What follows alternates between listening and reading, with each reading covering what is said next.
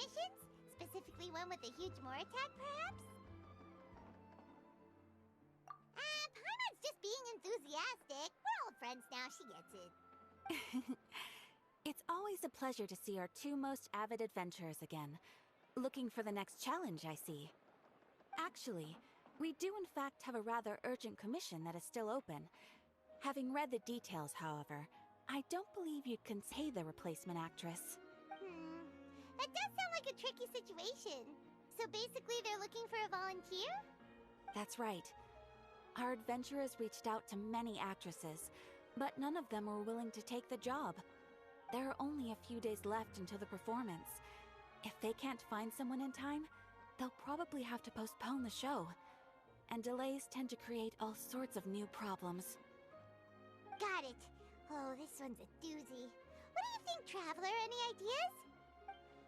Even if we took the commission, neither of us have any experience starring in musicals. If you're interested in helping, why not start by having a chat with the requester? He's right over there. Maybe you can't fill the role yourselves, but you might be able to help him figure out another solution. Maybe there's something he hasn't thought of. Oh, it's that guy, huh? No wonder, he looks like he just ate a sour lemon. Paimon approves! Let's go! Hello there! Are you the guy looking for a new actress? Wait, I know you two! Are you really willing to act in my musical? Wow, sounds like we're pretty famous in Fontaine already. But to answer your question, neither of us have any experience in musicals. But we heard that you're in a bit of a bind, so we figured we could at least try to help you think of a solution. Ah, I see. It's okay.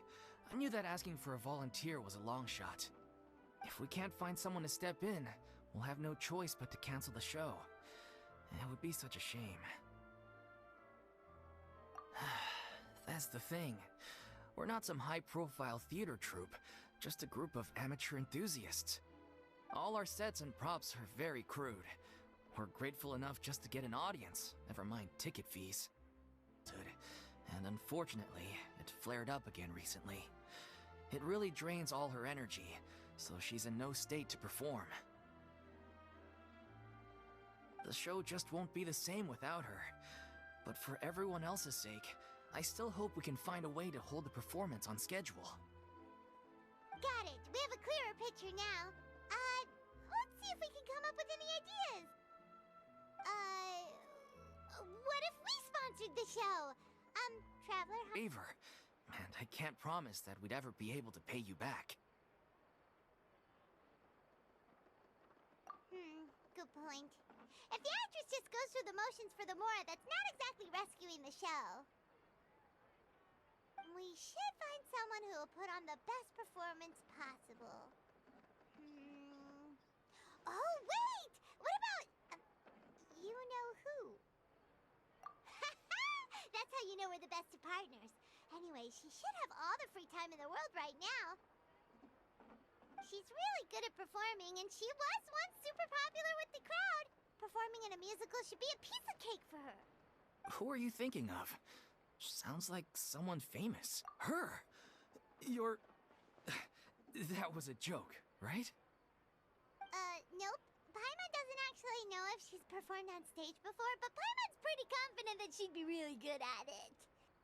You're not wrong there. She has actually performed in a number of big-name shows before. They were one of the reasons she was so popular. But even if she's no longer the Hydro Archon, it's not like she's suddenly a commoner. She's still an idol to many people in Fontaine, including myself. I just think Lady Furina might feel a bit out of place in an amateur troupe like ours. Well, yes, but... Fair enough. I mean, if she was actually willing to, then of course I'd be honored to have Lady Furina star in our show. I'm sure the rest of the troupe would be delighted too. I'm sure everyone in our troupe has probably dreamt of performing on stage with her one day. Of course, it all depends on whether she's interested. She might consider this opportunity beneath her. No point in stressing about that. We We'll only know if we ask her. And besides, things are different now. There's no reason for her to be all high and mighty anymore. Thank you for your help. I guess I'll just stay here and wait for the good news. Good luck. Wait, where does Furina actually live nowadays? She used to live in luxury at the Palais Mermonia, but she's, moved out, right? As it happens, I have her current address here. I can provide it to you. Woo! When did you get here? I came over when things were starting to sound more promising. I thought I should be at the ready in case my assistance is needed. It is my duty to support commissioners in any way I can. Thank you, ma'am. Thank you so much. Well, now that we've got the address, we'll go find Furina. Back in a jiffy.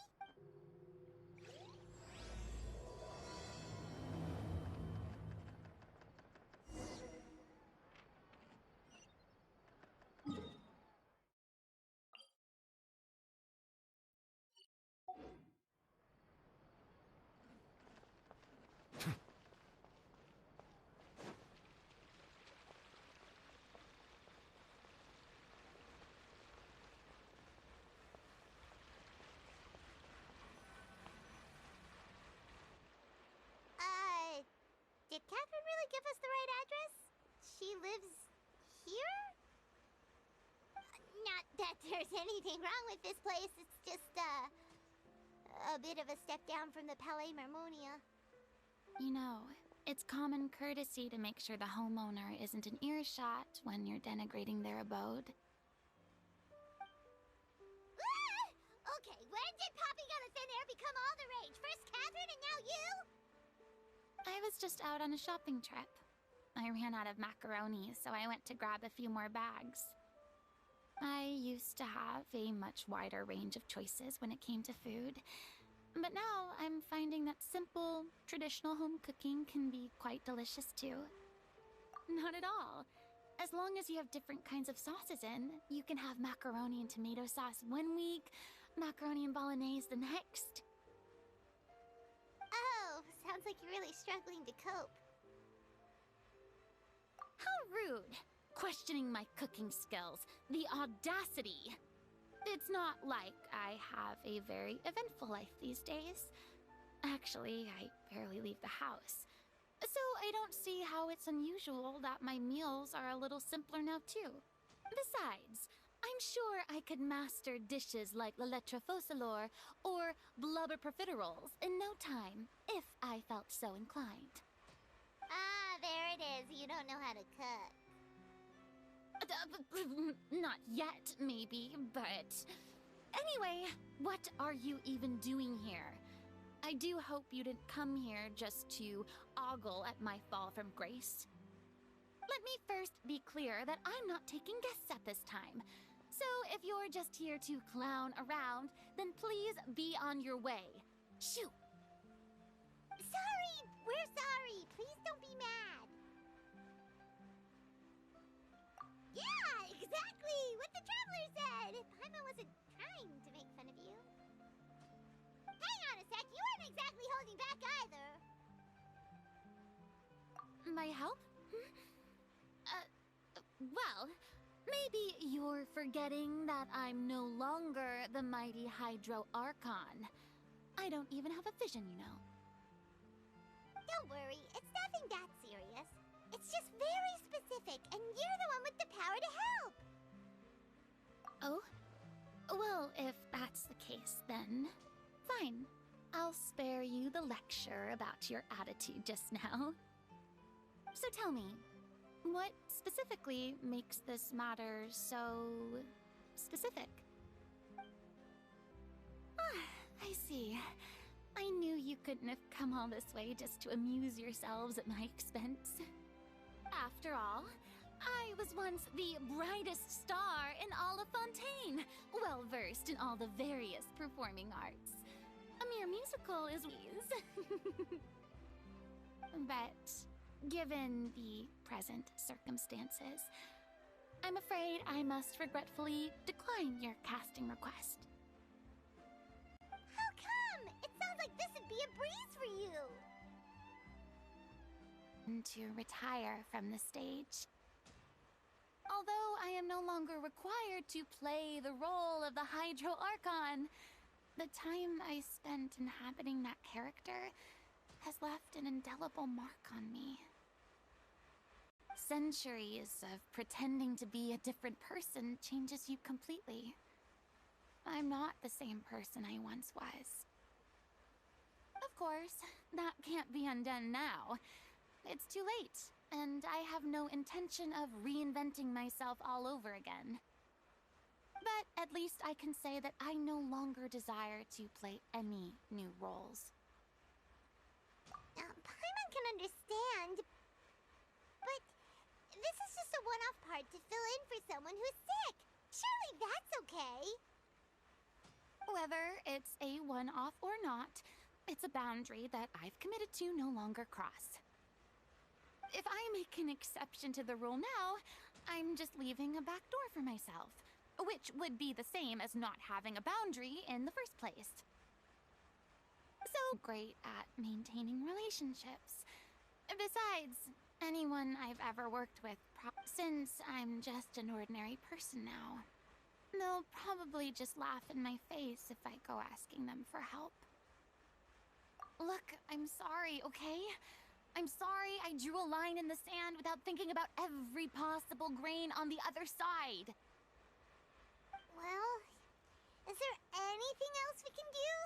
This performance really means a lot to the guy we're working for. Have I not made myself clear? You're barking up the wrong tree. I don't want this job, nor do I know of anyone else who would. Sorry. I didn't mean for that to sound so harsh. I wish I could help, really. But if I thought I had the answer to this problem, I would have said so by now. It's all right, Furina. Paimon just wanted to make sure we tried everything. Oh, everyone in the troupe will be so disappointed. Yeah, I guess. All right, then. We'll see you around, Furina. Toodaloo to you, too. I'm going home to take a rest now.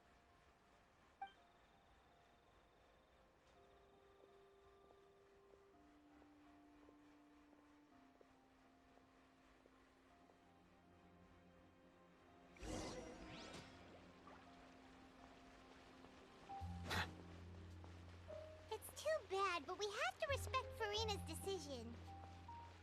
Maybe the thought of performing brings up too many painful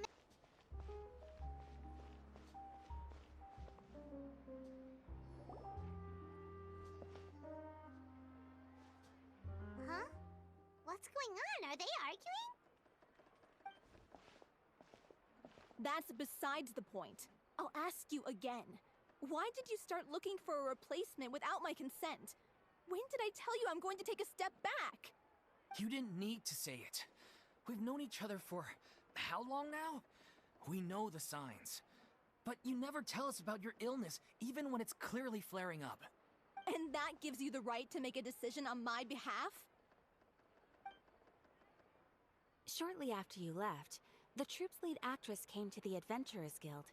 She believes that she's healthy enough to perform. Excuse me, but can you both take a moment to discuss something else for now? The adventurer assigned to your commission has returned. Sorry, I was just dealing with a little misunderstanding. So, how did your conversation with Furina go? Sadly, it's a no from her. We tried to persuade her, but she wasn't having it. She doesn't want to play the role for personal reasons. I see. Well, circumstances have changed a little, so maybe that's not such bad news after all. You see, our leading lady has just informed me that she's well enough to make it to the show after all. Staging the musical with the full original cast was always the dream, of course. Oh, right! Sounds like everything worked itself out then. Yeah, she'd be livid. We'd get the scolding of a lifetime. Jeez, is Lady Furina really so harsh with people?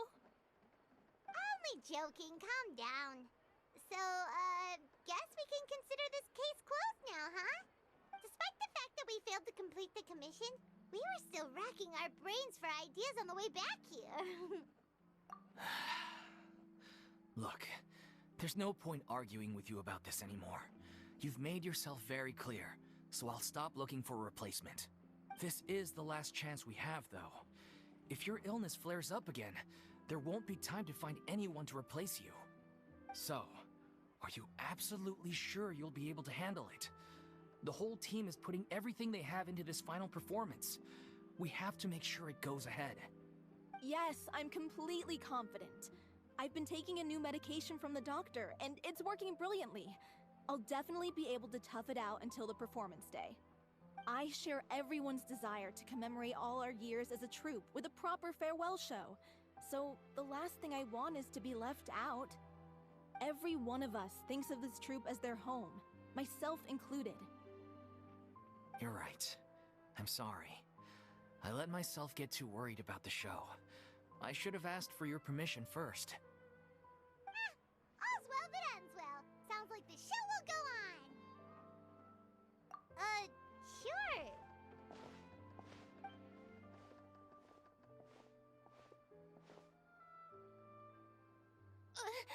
Hey, how did you... I was just passing by because I realized I forgot a couple of items on my shopping list. All right, I'm coming. No need to drag me.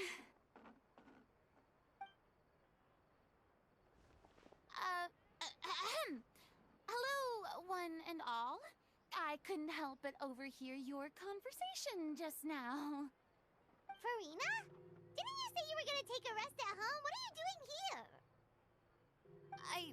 I was just ever so slightly concerned about the situation you mentioned. Yes, a teensy bit concerned, that's all. When you came to talk with me earlier, I jumped right to explaining my position and said some strongly worded things. And all before I even had a full grasp of the situation. Anyway, I just feel a bit bad about how it went down. I'm sorry, Oh, it's totally fine! Paimon didn't take any of that personally. You really have a knack for asking the most uncomfortable questions, don't you? I felt very sheepish, having had a change of heart after flatly refusing you.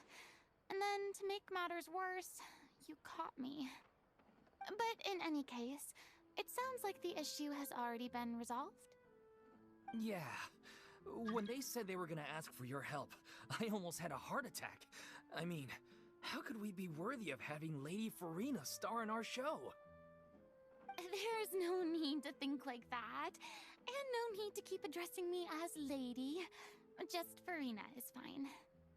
I was wondering, if this troupe is so important to all of you, why does it have to disband?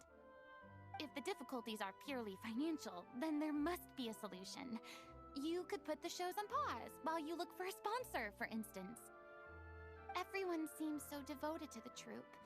I'm sure if you keep chipping away, you'll find a way through.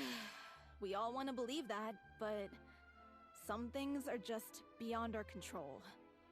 Everything's been going downhill ever since we lost our director. She was the heart and soul of our troupe. She kept us going. Her name was O'Reilly, and she was the founder as well as the artistic director of our troupe. And tragically, she was a victim in the serial disappearances case. What? That's actually how I recognized these two. It was all thanks to their efforts that the true culprit was brought to justice. But still, no sentence can bring our director back to us. She was a loyal fan of your performances, Miss Furina. They were what first inspired her to get into musical theater. She rallied many people around her who were destitute or had lost their sense of purpose in life, and convinced them to join her troupe. She wrote her own scripts, acted on stage, and mentored each and every one of us. People loved our performances back then. We seemed to be going from strength to strength. things were really looking up for us. And then disaster struck. It's agonizing. But ultimately, we'd rather end things now on our own terms than stick it out to the bitter end and watch all our dreams turn to dust. Oh. What a terrible waste. A gifted artist from humble beginnings who achieved so much and no doubt had much more to give. And then her life was so cruelly taken. I suppose it's fair to say then that this final show, besides being your farewell to the stage, is also your final gift for her? Yes, exactly. We all miss her terribly. Well, good thing I followed the Traveler here. After hearing this tragic tale, I can no longer stand by and do nothing. Furina. I know what you're thinking, but I by no means plan to cross the boundary I've set for myself. Besides, they're no longer looking for a replacement anyway. I can, however, provide some artistic guidance from the vantage point of a highly experienced audience member. But only if you feel this is something that would help, of course. Oh, most definitely! We'll take any guidance that you can give. We unfortunately don't have any budget for a consultant, though. Will that be a problem? I don't need any compensation.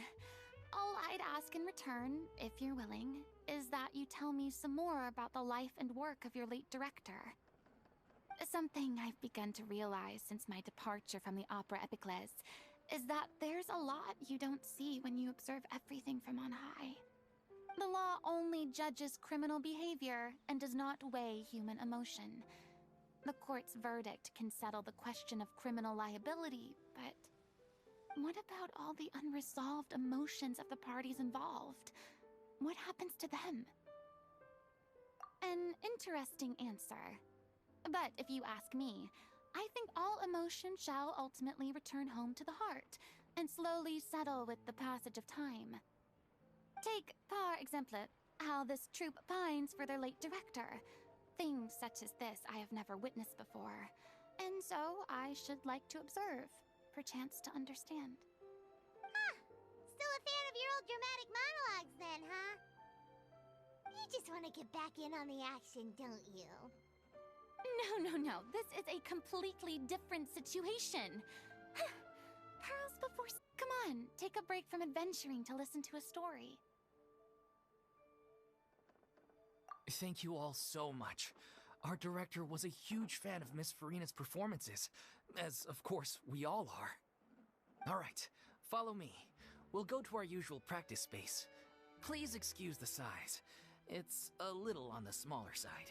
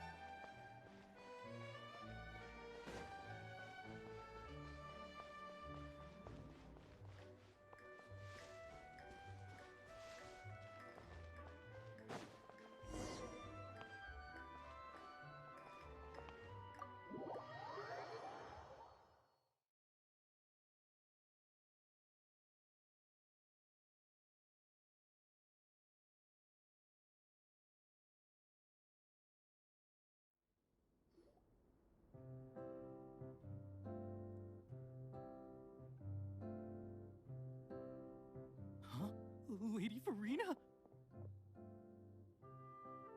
What's Lady Furina doing here?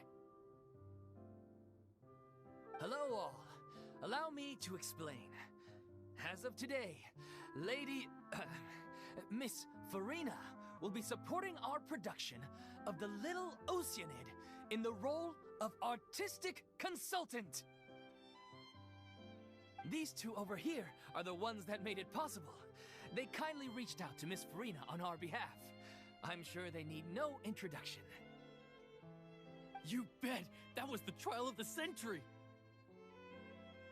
You helped bring our director's murderer to justice. We can't thank you enough. Oh, please don't mention it. We're just here to join in on the fun. So, you were saying the Little Oceanid? Yeah, that's the name of our final show. It's an unfinished script left behind by our director.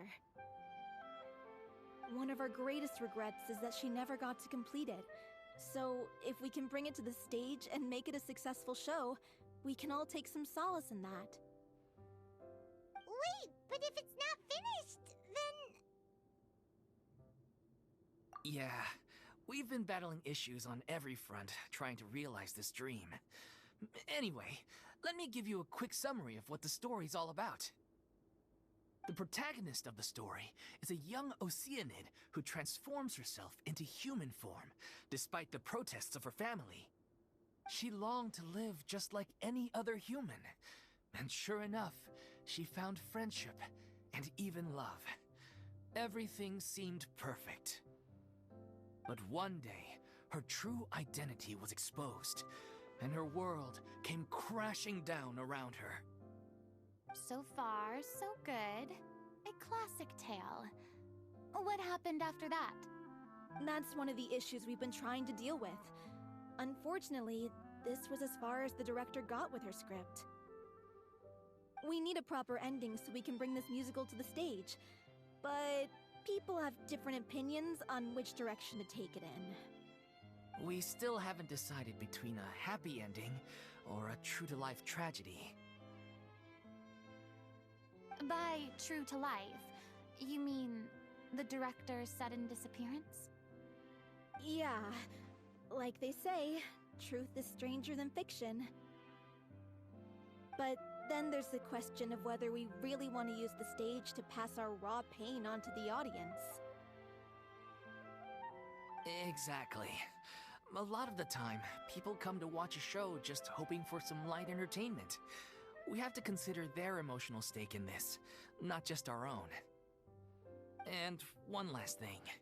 We're still waiting on confirmation from two of our main actors. The first is Paulo, who plays the protagonist's lover.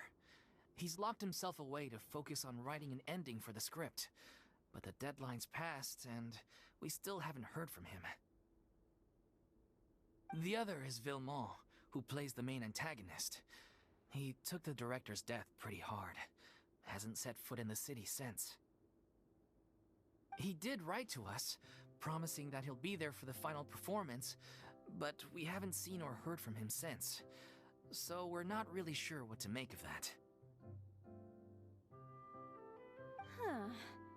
Although, now that we have Miss Furina helping us, maybe we should take the opportunity to get everyone back together. What opportunity? What do you mean?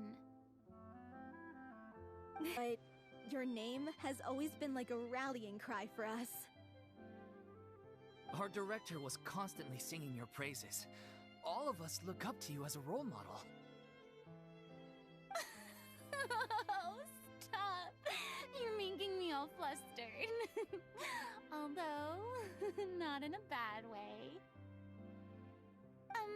I suspect the reason they're dragging their feet is that they have their doubts about whether the show will really go ahead, considering all the issues you've been facing.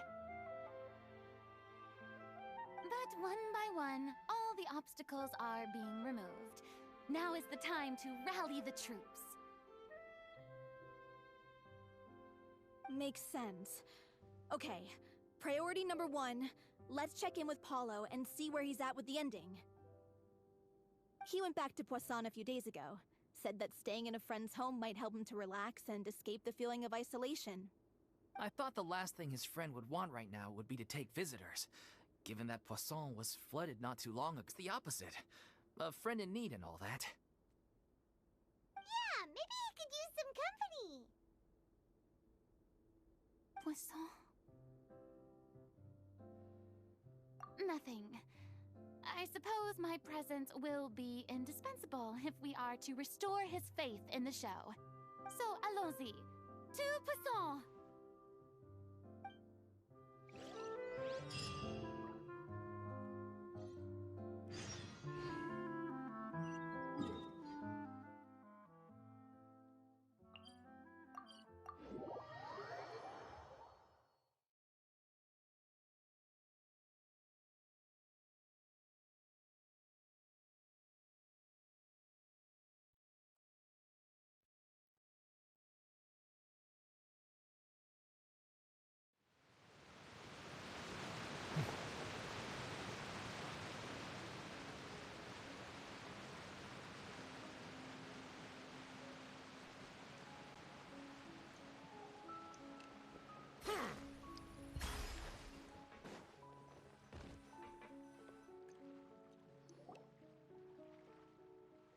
all the way here for that? All right. Forget that for now. Just come on out. We've got some great news. Nice try. Look, just give me some time, okay? I'm just wrapping up this last part of the script. I'll be out once I'm done. Okay then. Looking forward to your masterpiece. So, as expected, he's missed the deadline. The ending is one of the most important parts of the show. Even once he's done, it isn't final until we've all had the chance to read through and make sure we agree on it. Someone told me they'd just seen you in Poisson. I assumed it was a case of mistaken identity, but sure enough, here you are. And Furina, too. I was wondering if we might run into her. So, you're here for Paolo? Looks like he could be a while, so feel free to take a stroll around town in the meantime. I've made all the arrangements already. Oh, it's okay. We can just wait here. Thank you for being so considerate, Miss Navia. That sounds wonderful. We'll take that stroll. Get over here, you! How oblivious are you?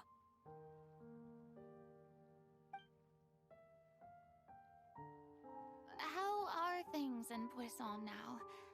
Any better? Things are on the mend, but it's a slow process. Some people may never recover from the trauma they experienced. I'm sorry to hear that. I wish there was something I could do. Please, must our conversations take such a depressing turn every time we meet?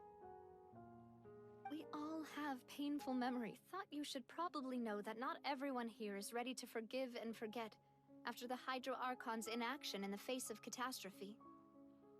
To avoid upsetting the peace, I told the townspeople that everyone here is a member of the theater troupe, and that you are just an actress playing the role of Furina. It's not a perfect solution, but hopefully it means you won't have to lie low while you're here. That's so thoughtful of you, Navia. Well, what do you expect? I am the courageous and considerate president of Spina di Rosula, after all, like my father before me. Anyway, that was all. Look after her now. Off we go then. Let's take a look up there. I don't have any friends that I can be frank and honest with, so maybe she's right. You're the closest thing to friends that I have.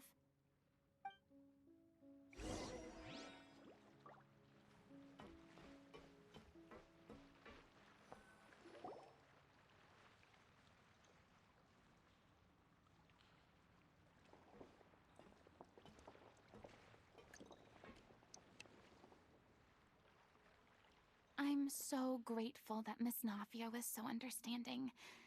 To be perfectly honest, I didn't know if I was ready to meet her. It's always easiest to just run away from your problems. But that never fixes anything. You can't get around the obstacles without facing them. So that's why you were nervous when they brought up Poisson. Yeah, was something I had to do. As I was saying before, I want to see for myself the things that I never could in the past. I'd be overjoyed if the people here could find it in their hearts to forgive me. But they're more likely to unleash a tirade of vitriol against me. Which, of course, I used to be terrified of the gaze of other people, especially when they had suspicion or resentment in their eyes. I guess I wasn't quite ready for this after all. I'm surprised you're making yourself go through all of this. I can't let myself see only the things I want to see. How would that make me any different from before? Look! There seems to be a crowd gathering over there. Probably time we made a move. Check out Spina di Rosula's ship. We should have a view of the whole of Poisson from there.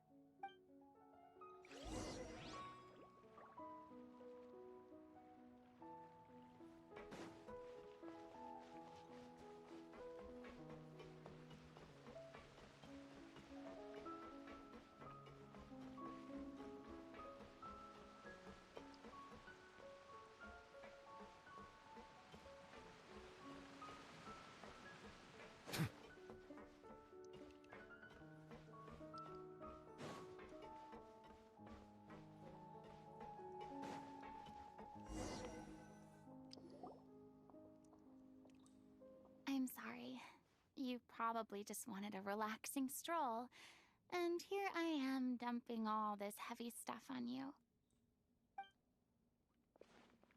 We don't mind. It's actually refreshing to see a different side of you. Great. Well, I appreciate your company, so please don't disappear just yet. I don't know whether you can tell, but the years of suffering and loneliness aren't the only reason I have a hard time facing up to who I used to be. As I stand here by the ship, I can't get the images of the rising water out of my mind. One after another, people were taken by the water. All those treasured lives and memories washed out of existence in an instant. They thought their god would protect them. They had absolute faith that when disaster struck, a divine power would save them from harm. And all the while, I played my part to perfection to convince them that was true. But then the floodwaters finally came, and the Hydro Archon did nothing. You shouldn't look at it like that. You were only doing your duty. I've had to go through so many moments like that for the sake of protecting the truth. As time went on, it got harder and harder to bear, and I became more lonely and isolated. Eventually, I realized I had nothing left except the truth. I became terrified of completely failing in my task, and was haunted by the thought of being left all alone, weeping on my throne. Fortunately, we were able to avoid the worst-case scenario thanks to the help of heroic individuals such as yourselves. Everyone rose to their responsibilities, and I finally regained my freedom. But on some level, freedom also means no longer being needed. I have no further use to people. Paimon would have never imagined you'd see it that way. A reward? I guess so. Back then, I didn't even dare to dream about having someone to confide in. I was scared of someone recognizing me for who I truly was, and exposing the secret I swore to protect. Believe in the Furina you see on stage. She is the one you can trust. I had to keep all my feelings, all my curiosity about life to myself. No one could be allowed to know. That's what I really meant when I said I'm no good at maintaining relationships. So that's where you were coming from. Paimon totally thought you were just a bit of a diva at heart. Could you please get off my case? I don't know what's gotten into you today. I'm making an effort here. You could at least try to do the same. I do. I once had nothing but the truth, and now I'm finally free to live my own life again. And even though I have no idea where I'm going right now, at least the choice is in my hands. All right, it's about time to head back. Paulo should have finished the ending by now. Sure! Okay, let's head back and check it out.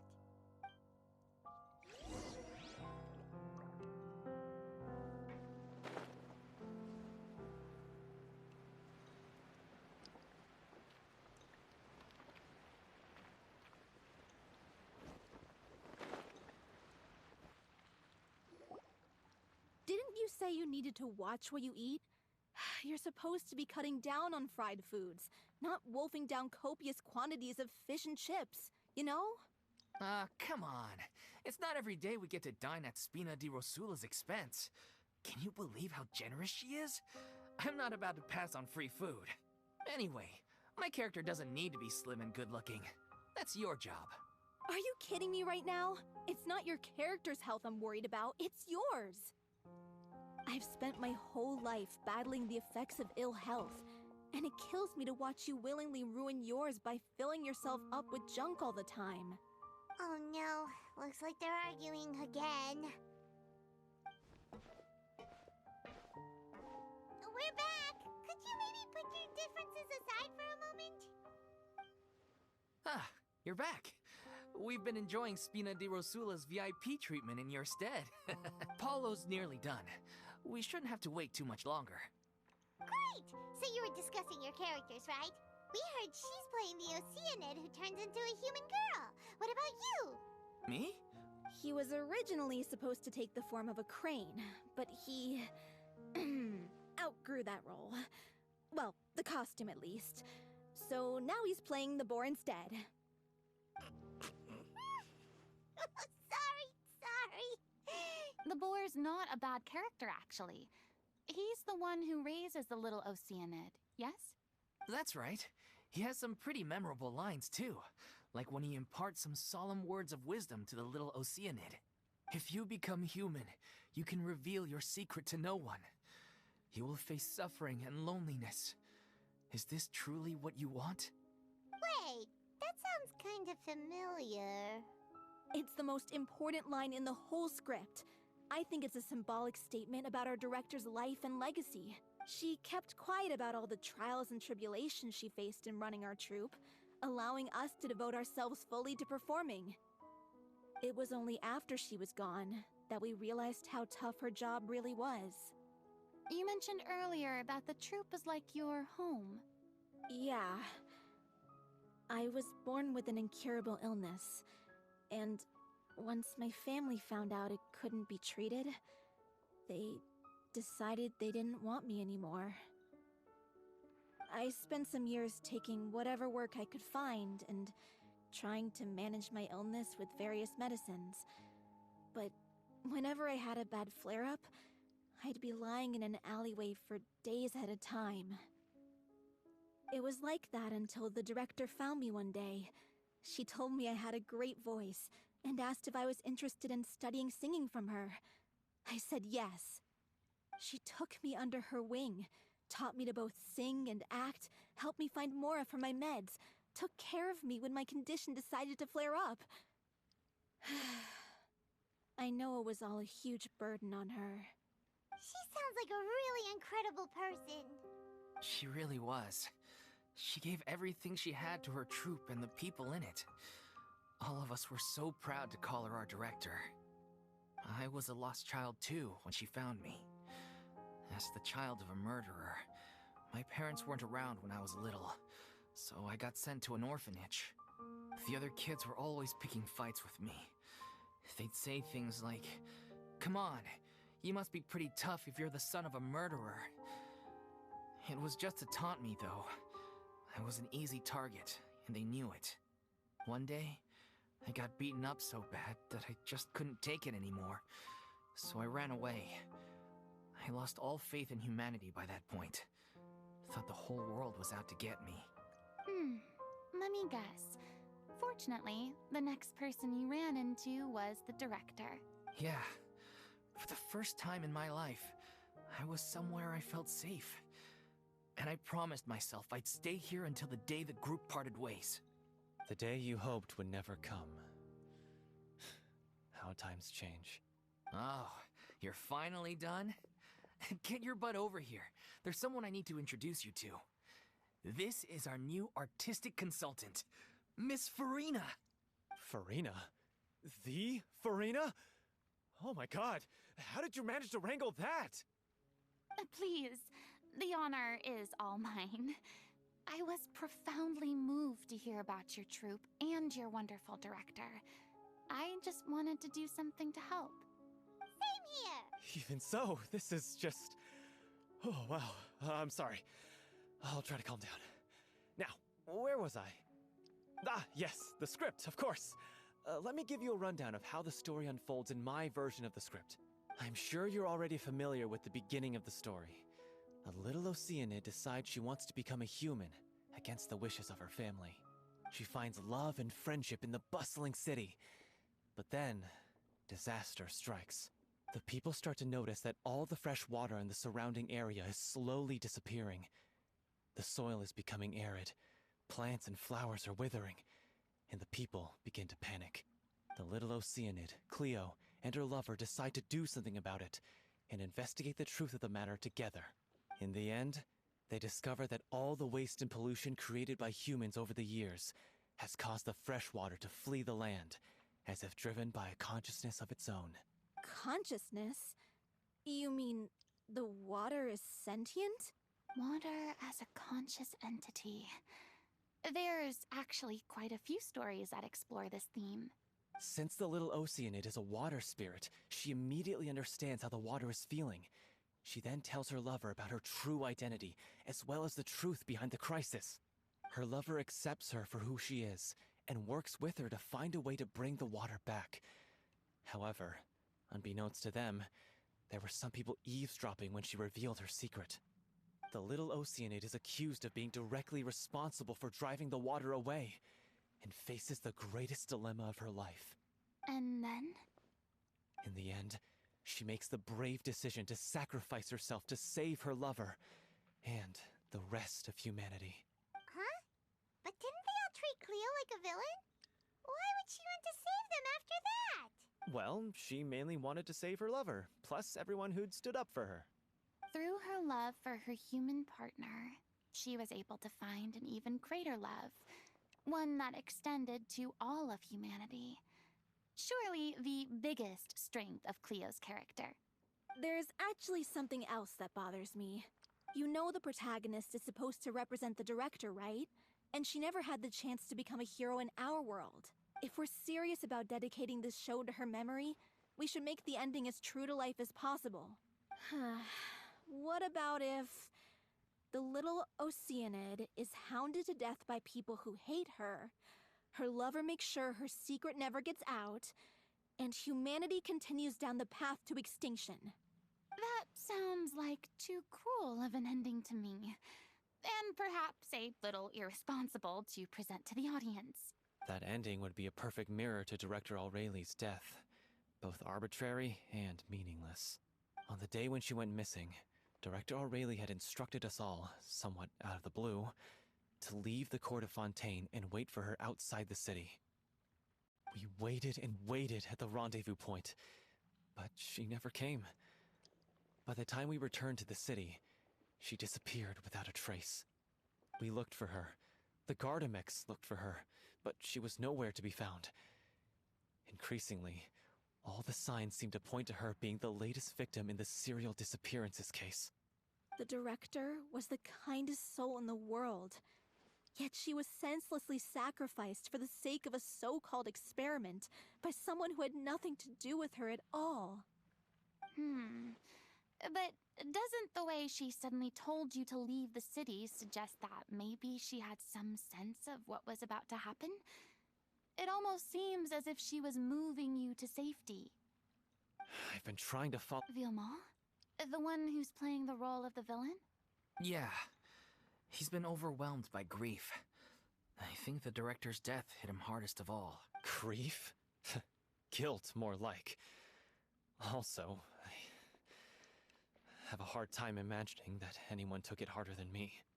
Because, well, speaking of the play being true to life, I was deeply, madly in love with Aurelie. What? You kept that one quiet. It's time to be upfront with you all. No more keeping secrets from each other. We'll never be able to agree on the ending if we can't be honest about how we feel. I did tell her how I felt once, but she turned me down pretty much straight away. She said that we were all like brothers and sisters to her, and she'd never considered us as potential romantic partners. Not that it came as a shock or anything. It was what I was expecting to hear. So I told her I'd always be there for the troupe, and I'd always be there for her. I said, maybe one day in the future, when everyone's settled into their own lives and on the up and up, and managing the troupe no longer required her constant attention, well, maybe then she could reconsider what she really wanted in her life. And now, that day will never come. So if I'm the one writing this ending, then I'm gonna make sure it does right by Aurelie. I won't let anyone get in the way of that. In that case, you have to straighten things out with Villemont once and for all. face to face. We've all had our differences of opinion over the ending, but those two have never seen eye to eye on anything. One of them has to compromise if we're ever going to reach a final decision. Well, if that's where we're at, looks like it's time to go visit Vilmo. Are you ready to face the truth? Honestly, I'm slightly terrified. But for the sake of our final performance, I'll do whatever it takes. Funny you should ask, though. You really do get what I'm going through right now. I certainly do. Come on, everyone. Allons-y!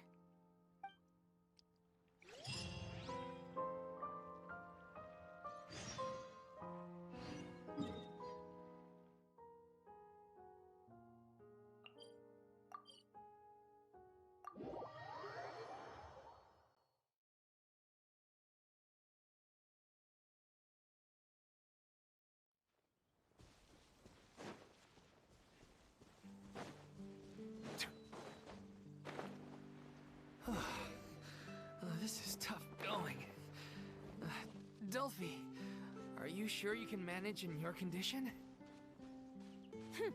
I could ask you the same question. Try to keep up.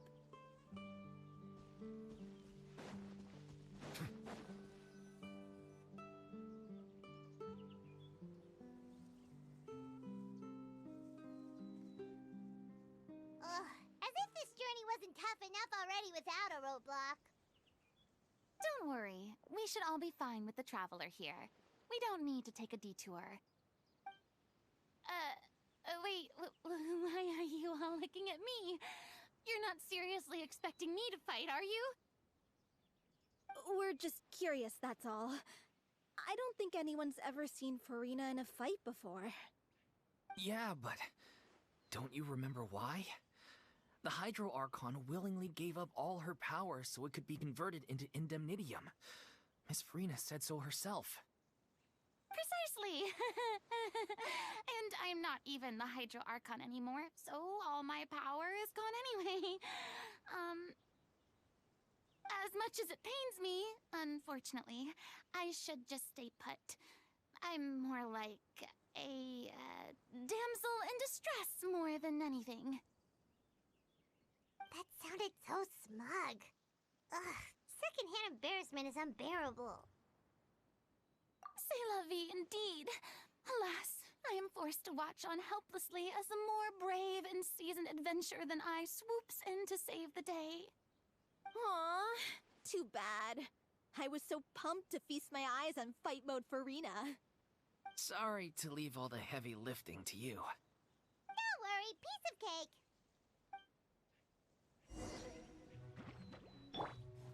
I see everything. You're toast! Boba, get them! Our bond is strong.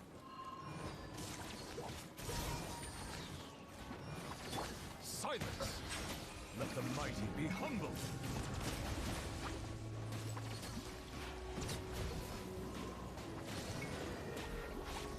Out of the frying pan, into the fire! I'll settle this.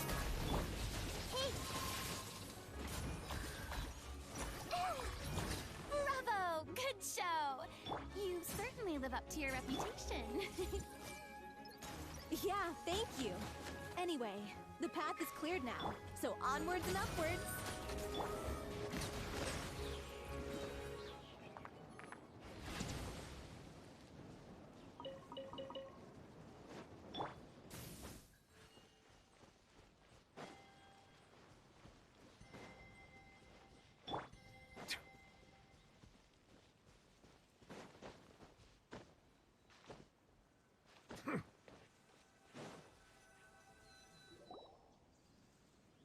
Vilma, are you there? Huh? Oh, it's you guys. Wait, what's Lady Furina doing here? I can explain. We've been rounding up the whole troop. We now have everyone except you. So, you think knowing the truth about the director's disappearance will help you write an ending to the script that pleases everyone? I care just as much as everyone else about making the Little Oceanid a success. That's why I wanted to wait until after the show. If I open this can of worms now, I just don't want to make things difficult between us. We're supposed to be a unit when we're on stage. Fiamma, avoiding the truth will not help anyone. Unless you mean to suggest that Aurelie's death had something to do with you. I don't want to talk about it. Listen, Fiamma.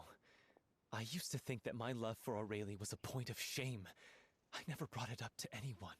But now, I've made up my mind to put it all on the table. I'm prepared to face everything, to sacrifice everything for the sake of the show.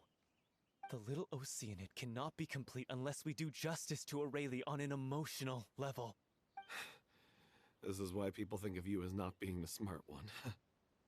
As you all know already, the troupe was kept afloat not from ticket sales, but donations from the audience. Of course, that was nowhere near enough. We took on side jobs when we weren't performing, but even then, the troupe's financial situation was pretty dire. So, anyway, one day after a show, a merchant came to me and offered us a huge sponsorship. In return, we just had to provide the audience with their drinks during performances. It seemed like a win-win, so I said yes to it on the spot without consulting the director. It was only when the merchant came to deliver the goods that I realized the drink in question was synth. Isn't that the drink peddled by the culprit behind the serial disappearances case? I freaked out when I saw the boxes. And I told the director everything right away. She was completely shocked as well. But she didn't reprimand me for making the decision without consulting her.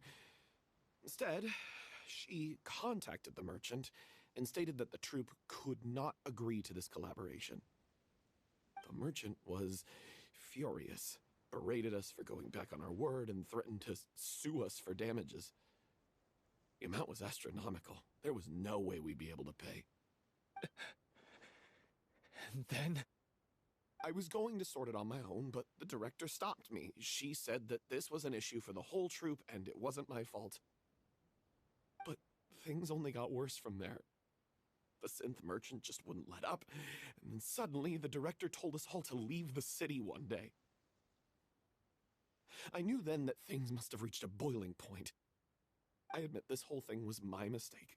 I didn't dare to tell any of you the truth back then, and after the director disappeared, I was even more afraid to say anything.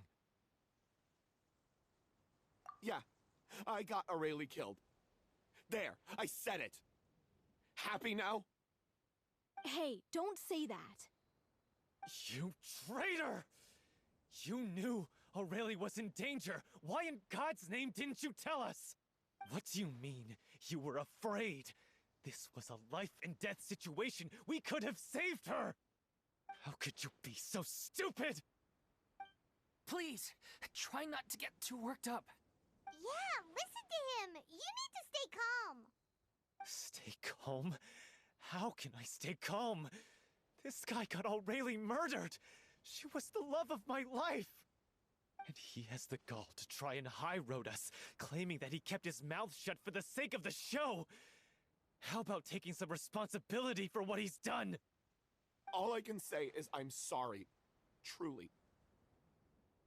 I wanted to apologize to everyone in the troupe, but that won't bring back the director. What good is my apology now? I'm just a coward who made an awful, terrible mistake that I can never take back. Beat me up if you want. Kill me if you prefer. It's what I deserve. End my life. So I can meet the director and apologize to her in person. Get out of my sight! Go! Get lost! I don't ever want to see your face again! That's enough! You've screamed and shouted at each other for long enough. Now pipe down, both of you! Can you stop conflating the show on stage with your real-life relationships in the troupe? You keep saying that you want to use this final performance to pay tribute to your director and celebrate her life. How can you do that if you're just using it as an excuse to vent your own emotions? I'm sorry. On stage, the lead role is the focal point of the audience's attention. And you're all used to seeing the director as the heart of the troupe. But in her own life, her greatest desire wasn't to be the center of attention. I can tell how much she loved you all, and how much she loved the troupe. What she wanted was to build a warm home for all of her brothers and sisters. To shield you all from the storms that rage in the world outside. That's how you should remember her. And that's what you should be celebrating. I understand why you're trying to make her the hero of the story, but isn't she your hero already? After everything she did for you? Yeah. So think hard about what that means. And then think again about what you hope to achieve by arguing with each other. If you really hate each other and can't reconcile your differences, then you could just call it quits now. Why bother with the final performance if the group is already fractured? But you can't bring yourself to do that, can you? You care too much about Director O'Reilly and the home she built you all to let go. What are you laughing at? I don't see what's so funny. Sorry, I didn't mean it that way. It's just that, for a moment there, it felt like our director was back with us again. If she'd seen Paulo and Vilmont at each other's throats like that, she would have scolded them exactly like you did, in that same stern voice. Really? But she sounded like such a gentle person. Of course she was. Even her harshest lectures came from a place of kindness, and it showed. She really was a truly outstanding person. What you said, it really puts everything into perspective. I'm truly sorry. I really meant for this to be a genuine apology, but I ended up making it all about me and my self-pity. It's all right. Let's save all this for after the performance. So, the ending. What are we gonna do about it? Clearly, everyone needs to take a step back for now and reflect on what really matters. When emotions are running high, things get lost in the fray. The end of the story needs to focus back on O'Reilly herself. She's the true star of the show. What do you mean? The Traveler is right. You once investigated that underwater synth base and recovered items belonging to the victims. If you could find anything that O'Reilly left behind, perhaps we can get a better sense of what she went through in her final days. You really think that's possible? I trust that nobody would object to the ending of the story being based on O'Reilly's true feelings. No. Well, we'll leave this in your capable hands. Come, let's pay a visit to the Palais Mermonia. The rest of you, head back to the rehearsal location for now, and wait for our good news.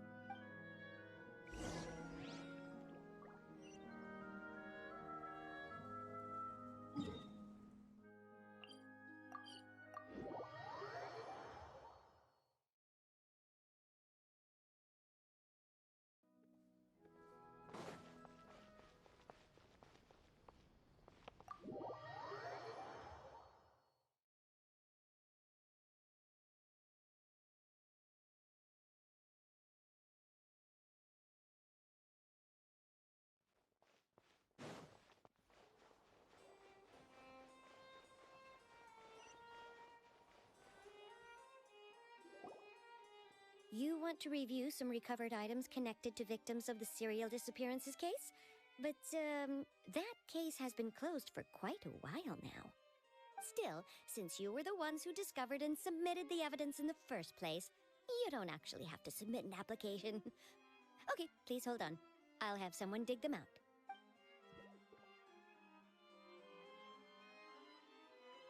So, this is all O'Reilly left behind.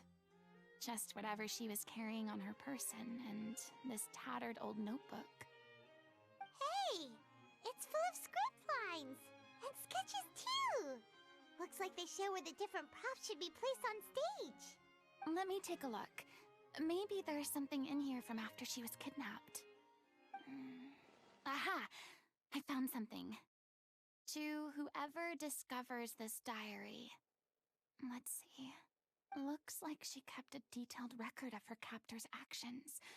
She even mentions the truth behind the experiments on dissolving young women. If we'd had the chance to examine this notebook carefully back then, it would have been a conclusive piece of evidence proving Vachey's guilt. Vachey took so many lives. It's still so unthinkable how many victims he had. I guess Aurelie must have written all of this down in the hope that her records would one day be of use to investigators. Wait, it cuts off. Her handwriting here gets patchier and more illegible by the line. She probably didn't have much strength left. Her final words are... I'll let you read them for yourselves.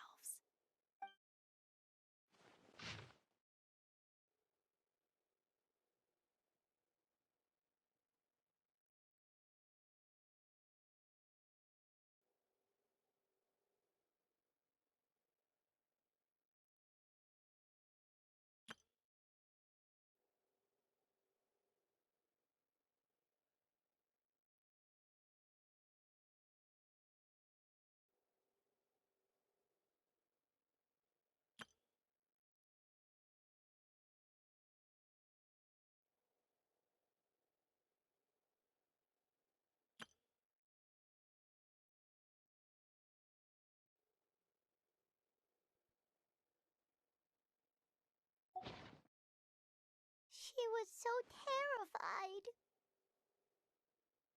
She may have been a mighty hero in the eyes of her troop, but at the end of the day, she was only human. I can't bear to think how painful and lonely her final days must have been. Wait. This part on the last page sounds strangely familiar.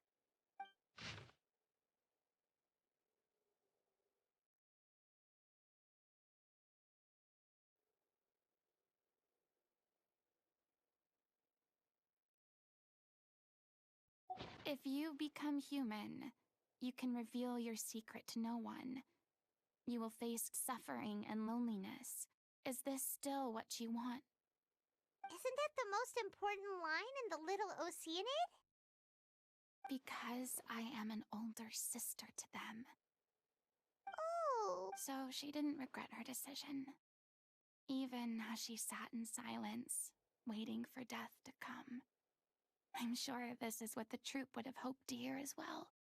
She had their utmost trust, admiration, and love, and she truly deserved it.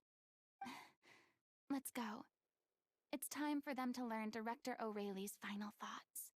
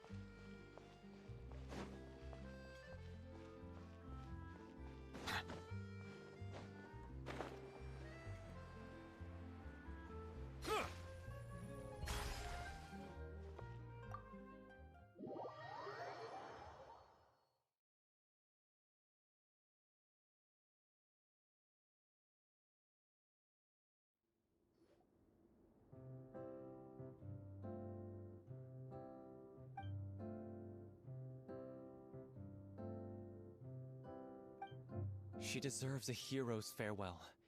If that's the only way to convey to the audience the courage and selflessness that she showed in the face of death, then it's a meaningful way to end the story. Even in the last moments of her life, she was still leaving a trail for others to follow. She did her best to protect as many people as possible, even if it meant sacrificing herself.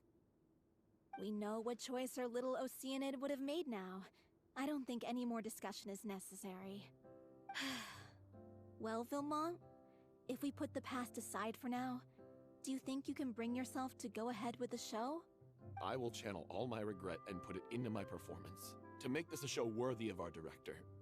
I won't ask for your forgiveness, and you don't need to worry about my feelings. This final farewell show should be about Director Aurelie and her alone. Then it seems like we've reached a consensus.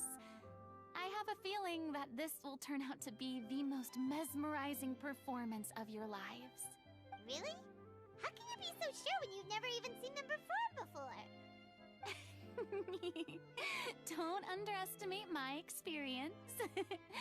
After watching a countless number of musicals, I've learned one important thing. If you want to move the audience with your music, you must fully commit and immerse yourself in your role, pouring all your emotion into your performance. And aren't human emotions love, hate, regret, and hope just the most mesmerizing things in this world? I don't believe anybody could be more committed to bringing this story to life on the stage than they are now. Thank you for the vote of confidence, Miss Furina. And thank you for supporting us through all this. Then, let's not delay things any longer. We need to discuss the details of the ending and get it nailed down once and for all. Actually, before that, I'd like to make a proposal. During the curtain call, please allow me to use the director's name instead of my own. Huh? But then... After all, this role was originally meant to be played by the director. I'm just filling in for her. Besides, a role commemorating her life should be associated with her name. Well, if you're sure you're okay with that, I have no objection to it. Now we're talking like a serious acting troupe. All right, I'll leave you to fine-tune your musical while I go and procure a stage. Procure a stage? Oh, it's okay. Our usual place doesn't need a reservation. That place? Oh, don't be silly. For an extraordinary show, we need an extraordinary stage. By which I, of course, mean the Opera Epiclese. Whoa, wait, what? No. That's never going to work. It's far too fancy for the likes of us. What are you afraid of? Surely you don't think that Aurelie's story is unworthy of the grandest stage in Fontaine? No, though that's not what I meant. It is supposed to be your grand finale, right?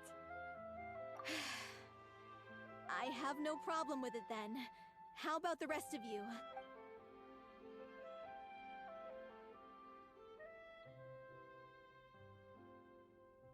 I'll take your silence as a yes. Thank you for giving us this opportunity. It really is a dream come true. Well, then don't disappoint me. If you mess this up, it'll reflect poorly on me too. Come on. We'll need to get the go-ahead from Neuvillette. I know just where to find him.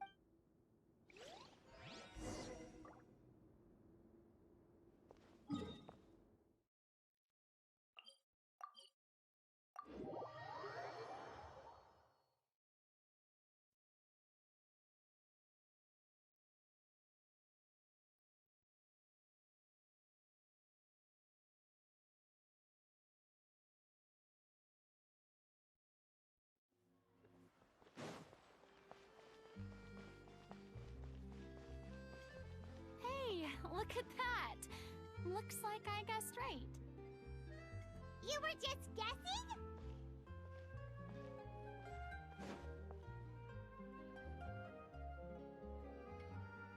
I knew you'd be here. I'm here merely for a short break. It has been a while, Miss Furina. And you too, traveler in Paimon. What might I assist you with today? I would like to book the Opera Epiclese for an event. You see... I understand. The process for booking the Opera Epiclese is complex and can be somewhat cumbersome. But given that the request is coming from the three of you, I see no reason to make things unduly difficult. The story of the little Oceanid is most fascinating. I'm looking forward to seeing it performed on stage. I will say, however, that I am surprised to see your passion for the performing arts rekindled after all that has happened. Huh? What do you mean? Do I look excited? Yes. And this is the first time that I've seen you like this since your departure from deityhood. At first, I just felt bad about rejecting them. So I wanted to learn a little bit more about their situation. But one thing led to another, and... well, here we are. In the past, we sat in our high chairs in the court, giving our opinions on isolated cases, all while knowing very little about the human stories behind each and every one. Maybe it's because I finally become an ordinary person and gained my freedom, but I've developed a great sense of curiosity about their lives. I am truly delighted to see you find a new lease on life. Now that you've regained some confidence, have you had any thoughts regarding a return to the stage? Why would you suddenly ask a question like that? Well, if The Little Oceanid turns out to be a great success, it will no doubt become a classic. Many theater companies are certain to add it to their repertoire. The experiences and decisions of the protagonist Cleo are all modeled after your own. Naturally, this makes you eminently suited to playing the leading role. It would truly be a shame if you did not take this opportunity to allow audiences to enjoy your outstanding acting talents once more. Haven't I already made myself clear? I won't act or perform in any role ever again. No exceptions. Nor do I think it is any great shame. There is no lack of fine actors or inspirational stories, either on or off the stage. This experience is a case in point. I feel like I've learned a lot, and it has already been well worth the price of admission.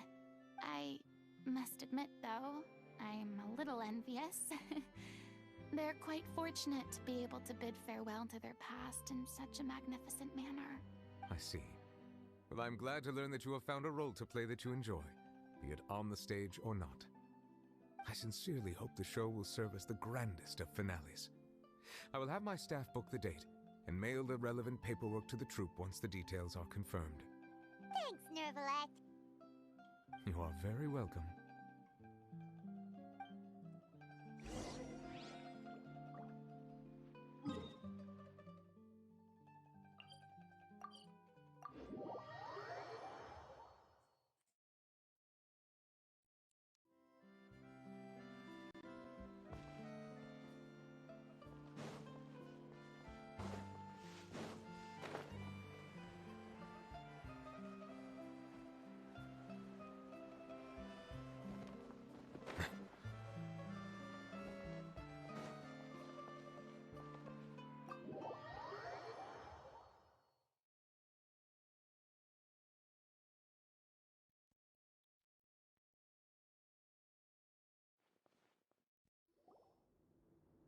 Good news, everyone!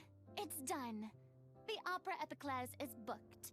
Thanks to my eloquent and impassioned speech, Monsieur Neuvillette was moved to provide us with a fitting stage for this special performance. We've had to fight every step of the way for this opportunity, but we now have all of the ingredients necessary to stage a truly spectacular performance.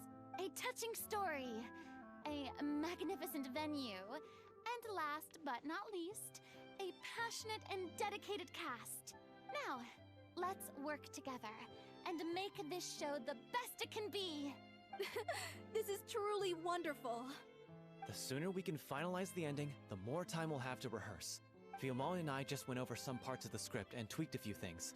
I think it's really going to resonate with the audience now. Wow, you two had a constructive conversation? That's great! Communication is vital to any good performance. Look at us! We've come so far. I never could have pictured this scene a few days ago. It's amazing! Even though Furina's still being a bit of a drama queen about it all, she's really fired everyone up! Please feel free to give us any comments or suggestions you have. We really value your input. Hey, Loic, get over here. Time to practice the opening number.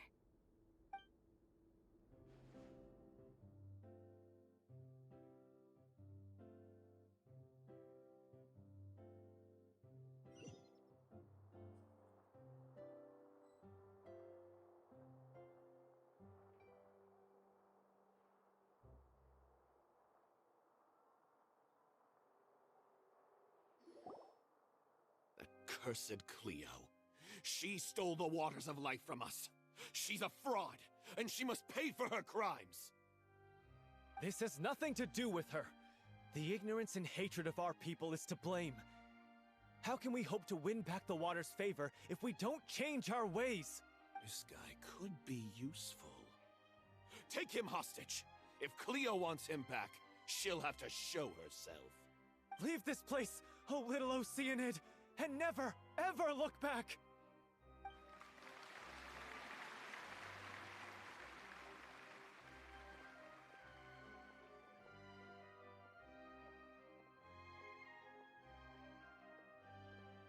Everyone's really throwing themselves into their roles. I haven't seen such a fine performance in a long time. If only... What should we do? It's almost time for her to take the stage! Why does it have to be now? Hey, what's going on? You're due on stage any second now. Oh no, not again. But why? What about your new meds? Did they stop working? They've been getting less and less effective over time. I've had to keep increasing my dose. What? I thought they cure it. So they were only managing your symptoms? I figured whatever it took to get me through this final performance. How could you do this to yourself? And after that lecture you gave me about not looking after my health. I'm sorry. I've let everyone down. You... This is a conversation for another time. How can the show go on without its star performer? Miss Furina, I'd like to make a request of you. Say no more. If you're sick, you need to rest. I know what you're going to ask. Loic, your character has no more scenes, correct? Oh, yeah. I think my scenes are all done. Although, I do have one more line. But I guess another guy in the troupe with a similar voice register could take it. Why? Please take Delphi back to her place to rest. I'll sing the finale. From the sublime to the ridiculous. After all that, everything's come full circle. Thank you, Miss Furina. I'm so sorry to put you in this position after everything you said. Never mind. What's done is done. It's really my own fault for getting in too deep. No one likes regrets, myself included. Leave it to me. I've watched you rehearse so many times that I've learned Cleo's part by heart. I do not doubt your acting skills, but please allow me to ask just one more question. After all, this show is dedicated to the life and legacy of our director. What, in your opinion, is the reason Cleo shines so brightly? It's her pure heart. Despite all the pain and loneliness she had to endure, she never once stopped believing in the beauty in this world. Well said. I leave Director O'Reilly in your hands.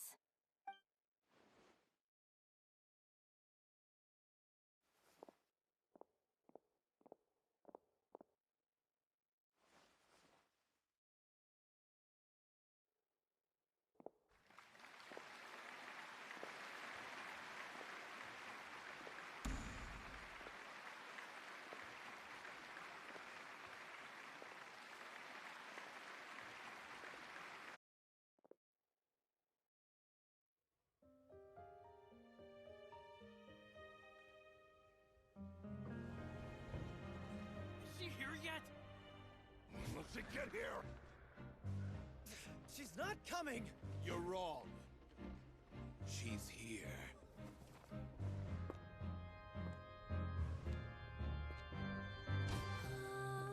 Si je pouvais vivre dans l'eau, le monde serait-il plus beau? Me pardonneras-tu, ô chère mère? L'eau dans son courant fait danser nos vies, et la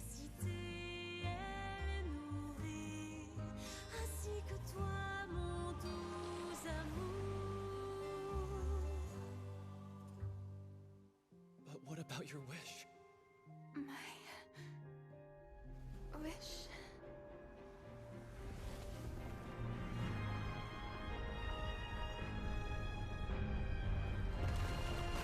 If you become human, you can reveal your secret to no one. You will face suffering and loneliness. Is this truly what you want? Le grand amour ne suffit pas, seul un adieu fleurira.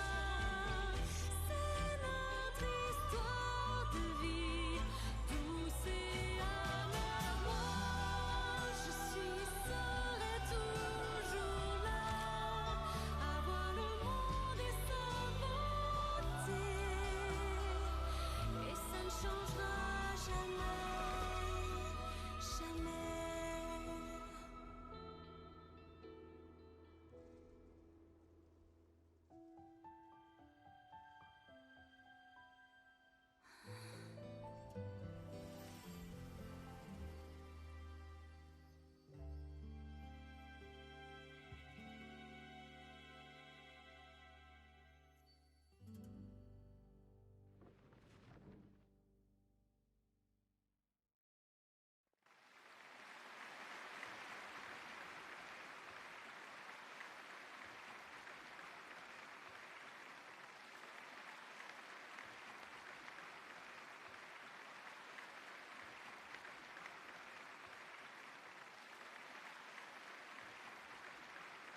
Is it just me?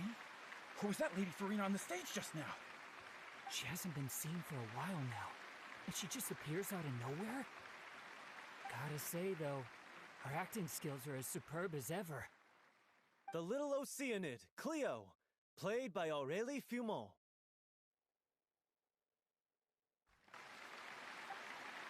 Wait, that's not her name. What's going on? I don't know. Maybe it's just a doppelganger. I've spent a lot of time out of the spotlight, and they didn't use my name during the curtain call either. Hopefully, not too many people recognized me. It's too bad that I had to break the one clear rule I'd managed to make for myself, even if I had no choice. Still, I have to admit that, despite everything, it felt good to be back on the stage again. Finally, we would like to give a special thanks to our artistic consultant and event coordinator, Miss Furina. Hey, that's not what we agreed on! Oh, so it was Furina after all. She's back! Honestly, what is he doing? He should have run that by me first. All right, calm down, don't be mad. This was a group decision. We just didn't want your contributions to go unacknowledged. After all, it's been the rule in Fontaine since ancient times that everyone's work, visible or invisible, is equally deserving of recognition. Yes, I know the rule, but it should still be applied on a case-by-case basis. I wasn't ready for this yet. It's no big deal. What's the worst that could happen? Oh, yeah? Well, since you think it's so easy, you can sign them for me. This is a great chat and all, but can we talk about that crazy thing that happened during the show? It nearly gave Paimon a heart attack. Paimon flew over to where she was supposed to be and was about to drop the prop vision, and then suddenly, a real one popped out of thin air! Oh, I've got no idea what happened there either. But hey, it worked pretty well, didn't it? I'll bet the audience has never seen such a realistic prop. Wait, what about Dolphy? I wonder how she's doing. Oh, let's go check on her as soon as we finish clearing the stage. Yes. Plus, she'll definitely want to hear how the end of the show went. If nothing else, we can safely say that we accomplished what we set out to do.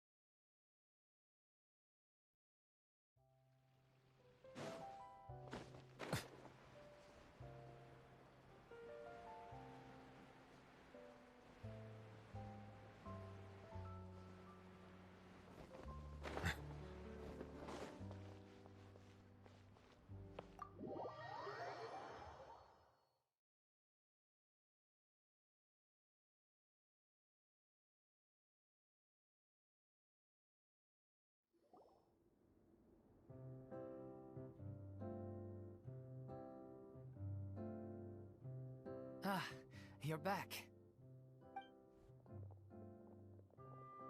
She's doing okay. Her condition stabilized after taking some of her original medication. From experience, though, I'd say she still needs a few more days of rest. How did the performance go? Was it a success? Did the audience like it? You'll be glad to know it was fantastic! Also, you're not gonna believe what happened while Furina was on the stage. You'll probably be able to read all about it in the Steambird first thing tomorrow morning. That's I'm so sorry I failed to see it through to the end. I guess I was wrong to try and tough it out to begin with. Don't worry about it. Like they told me after announcing my name during the curtain call, everyone's work deserves recognition. Even though you couldn't see it through to the final scene, the audience was very impressed by your performance. It's safe to say that you made your mark on this memorial show. Well, one way or another, we did it. I've had bad luck ever since I was born, so I never expect things to go smoothly in life.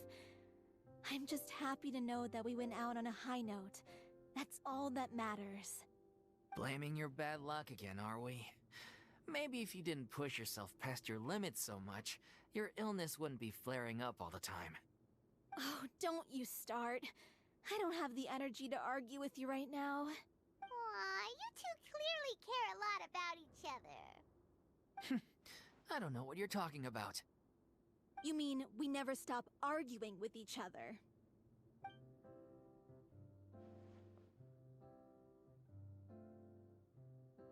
So, any plans for the next step? After the brilliant performance you put on, the reputation of your troupe is sure to spread through Fontaine like wildfire. You won't have to disband if you don't want to. You could capitalize on the rave reviews and license out the Little Oceanid to the bigger theater troupes out there. That would do wonders for your financial situation. No, we should still disband. Yeah, it's what we all agreed to. After all that's happened, I should give you guys some space. But maybe our paths will cross again one day. Hey, don't just walk off!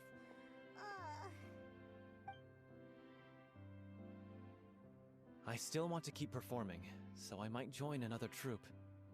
After watching Miss Furina's performance, I think I'm starting to understand our director's infatuation with musicals.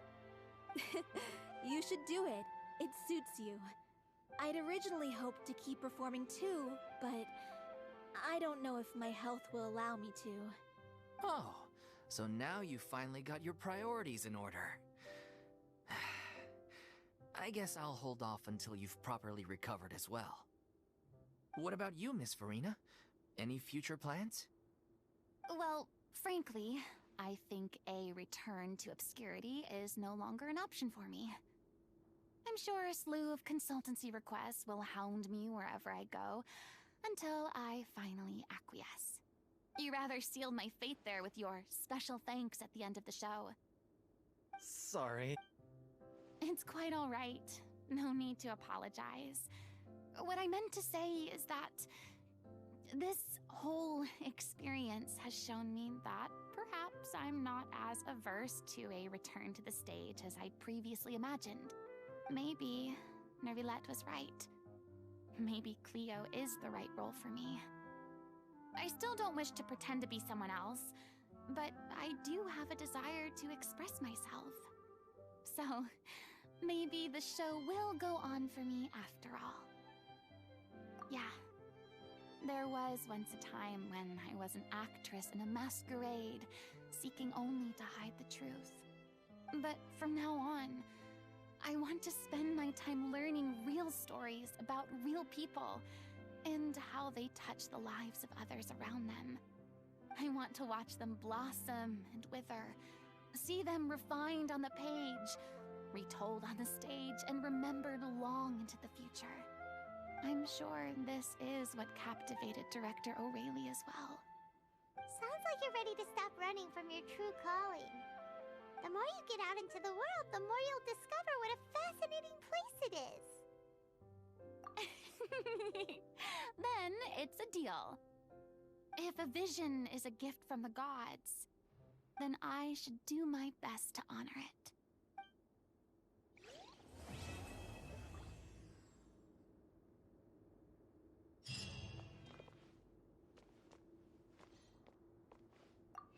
It's ironic to think that in my whole time as a god, I could only ever dream of receiving this kind of power. And now that the gods have given me their blessing, it actually feels more like I'm finally able to take my fate in my own hands. Is that how humans feel about it as well?